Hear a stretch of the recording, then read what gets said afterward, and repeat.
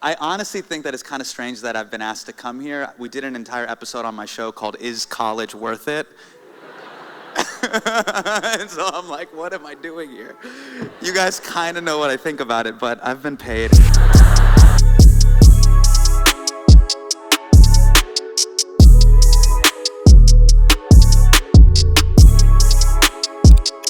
So here we are, University of Indiana. Tyler and I, we had to fly into Indianapolis, drive an hour. We're in Bloomington, Indiana.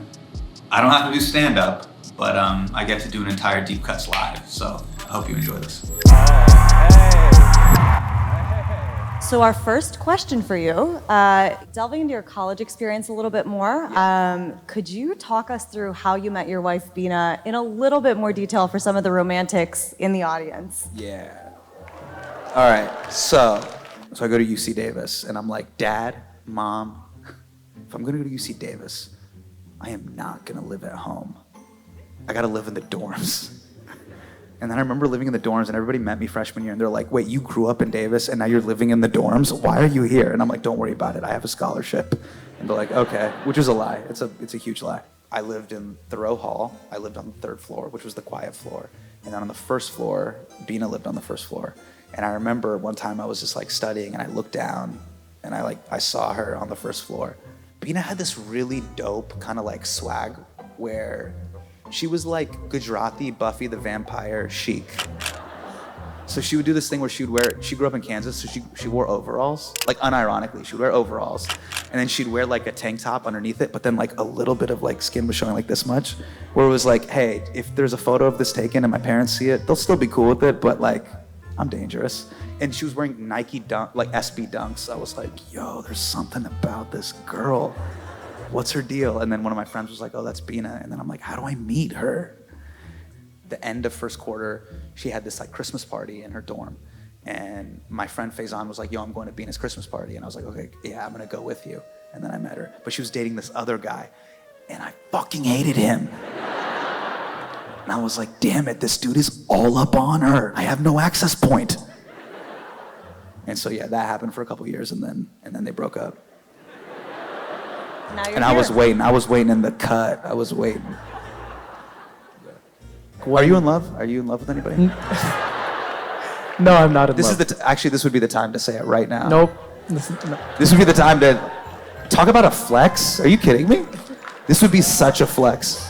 If I were you, if I was you, so you're me and I'm you, I'd be like, Bina Patel, you need to break up with that guy's a fucking asshole!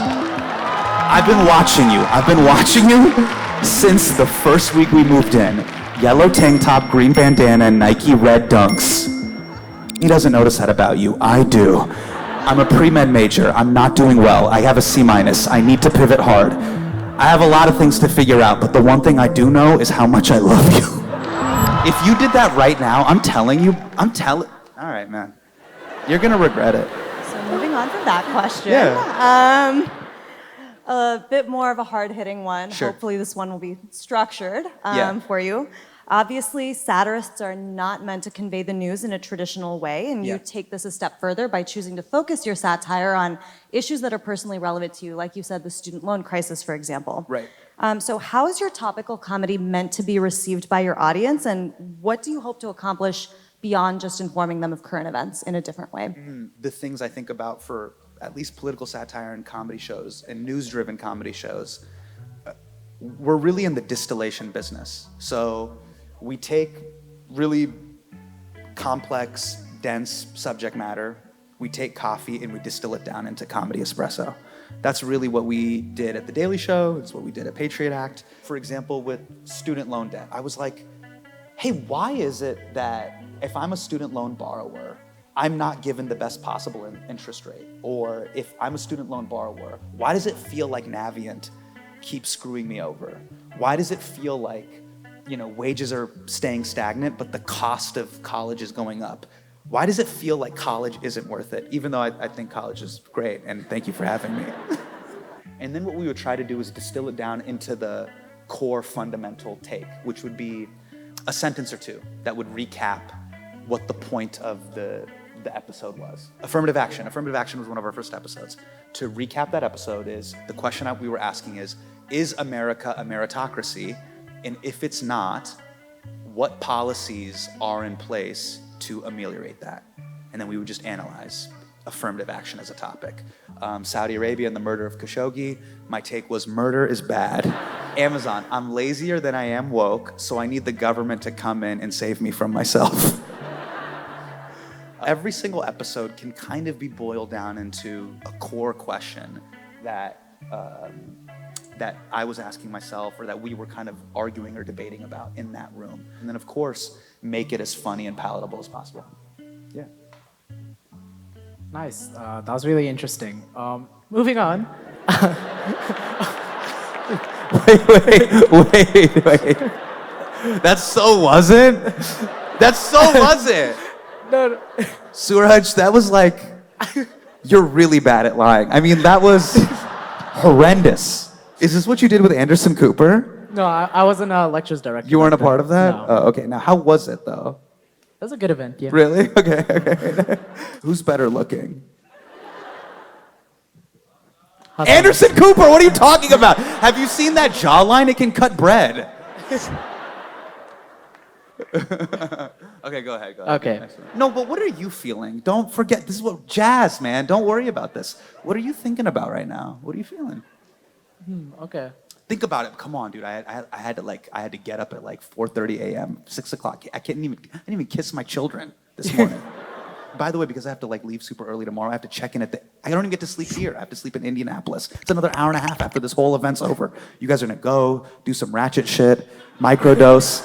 I'm gonna have to get into a car, drive to Indianapolis, look at that ugly ass Salesforce building, and just kind of existentially stare into the distance. Be like, that was fun. Thank you to the Mervis family and then fly home. And then again, a 6 a.m. flight, 4 a.m. So what are you thinking of? If I'm here for you. Okay, first question. Go ahead, yes. Who's the GOAT? Who's the GOAT? Yeah. Of just what? Basketball. Oh, basketball? Yeah. I mean, Michael Jordan? What are we talking about? That was your question? That was the question. No, it would have been cooler if you're like, who's the GOAT of your life? Okay, what's the question that you've been like honestly wondering? So I once heard you say in an interview Yes. that in order to truly be funny, Yes. you have to be fucked up. Yes. And that's a debate that you have with other comedians. Yes, okay. So what are some things that have been said in this debate? What conclusion have you come to? Yeah. So, yeah. See? I would say, yeah, there is this sort of generational divide, I think, where so many people say comedy comes from darkness and you have to have all these demons. And I think that is basically a cop-out to cover up the fact that you're just a dirtbag. And I think it's really cool that there's a generation of comics now that are still revealing their darkest secrets about themselves, but they're still vulnerable enough to talk about things like mental health, things that scare them, sexuality, things that people normally in the past would repress and not talk about. And they don't have to inflict harm upon themselves or others in order to talk about that. And so I think it's really cool that they can still use the art form to talk about things that you normally don't talk about without having to hurt others or hurt yourself, which I think is really cool. So, as a comedian, how do you decide when satire is crossing a line? How do you decide when to treat... I mean, this could have been that could have been it. What I just did. In retrospect, I probably shouldn't have asked you to confess your love to anybody on stage. For me, the way I think about comedy as an art form, it is such a beautiful, honest, raw art form where I believe you can talk about anything in context and with trust. And I think one of the most beautiful things about building a career in comedy is building trust with an audience and being like, hey, I'm gonna show you all of me. And one of the goals that I have, honestly, and I try to bring it to every show, is I want to close the gap between who I am on Instagram and who I am on iMessage. every comedian that I love, I feel like I know them. And I feel like, oh, I see the way John Oliver sees the world. I see the way Chris Rock sees the world. I see the way Chelsea Peretti sees the world. Alana Glazer sees the world. That means a lot to me. That's what I aspire to do. And so for me, satire is this beautiful gift, not only for myself as a performer to get to know myself, to ask myself, hey, what are the things I really care about? And what are the things I want to share with the world? But also an opportunity for the audience to see me and for me to see them.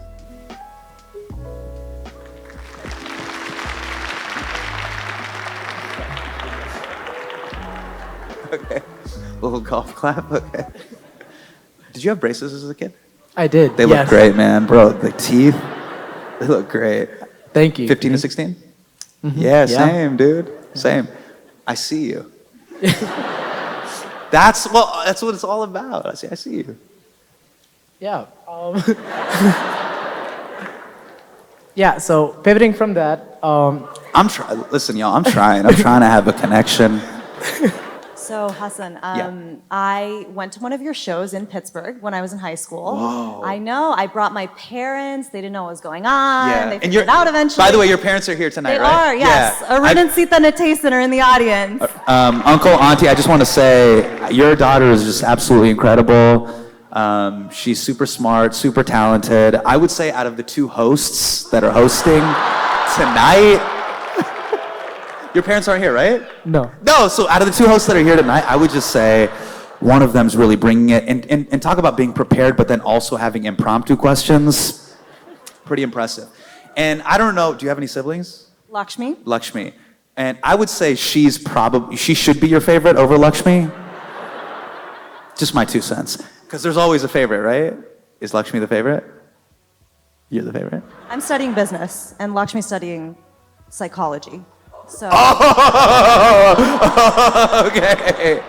Okay. Now, can satire go too far? You know, when you're punching down on a psychology major, is that? In terms of your parenting style or who you hope to be as a parent, what do you hope to pass on to your children, and what do you want to push to the side? Yeah, I actually think this goes for all of us, irrespective of what community you grew up in. It's so interesting. I think our parents prepared us for a certain version of the world. And by the time we came of age, that world had fundamentally changed. And so I remember when I was in middle school and in high school and even in college and after college, the American dream looked a certain way. You're supposed to go to school, grad school, get a mortgage, get a house, become a doctor, become a lawyer, all of those sort of things. And by the time I turned 30, there was a reckoning on all of those things. Student loan debt is through the roof. Houses and house pricing is unaffordable. There's an entire generation, my entire generation, I think your generation, there's not a high likelihood that we'll be able to become homeowners. Like these are very real issues. All of the industries that they told us to potentially get into that felt like they were like sure bets. Everybody that I know that is an attorney, that is a physician, that went to dental school, they're like, please don't do this. Like if you're given the chance to not do this, don't do it. So the fundamental rules changed. And one of the things that I think about as a parent now is, if I'm gonna fast forward 15 to 20 years from now, there's no question that the world will change. And so one of the things that I wanna do, which is very different, I'm sorry for saying this in front of your parents, but what I want to do is try to listen to them as well and understand there may be things that her or Lakshmi may bring up that I think are valid points and positions because the world is changing. And even though I have wisdom on my side, things are changing over time. And to have it be a two-way street. Hopefully they can learn from me and I can learn from them. So yeah. But if my son is like, I'm flipping Dogecoin, I'll be like, all right, can we balance this position with something else? Okay, back. We can go back to the paragraph. I'm not going to look at the paragraphs. Really? Yeah, no. Dang. Okay. What's your major, by the way? Information systems. No! Oh, okay, that's fine. That's fine. It's actually a good degree. It's a good degree. I'm a minor in Japanese too. That's Oh, really? Okay. We're doing a little post-game interview. Was the roast loving? Dude, this is like fun, I thought. Like, Ah. I don't know. I mean, So what are your DMs say? my DM, so half of my DMs are like, you did amazing, good job. Okay. Some of my DMs are like, how did he do this to you? I was like, How could you do this to you? but Oh I my thought it was so- God. I like, it was, The intensity. it was a great experience. The intensity. I really enjoyed it. What are we? We're friends. Frenemies. Frenemies. Frenemies.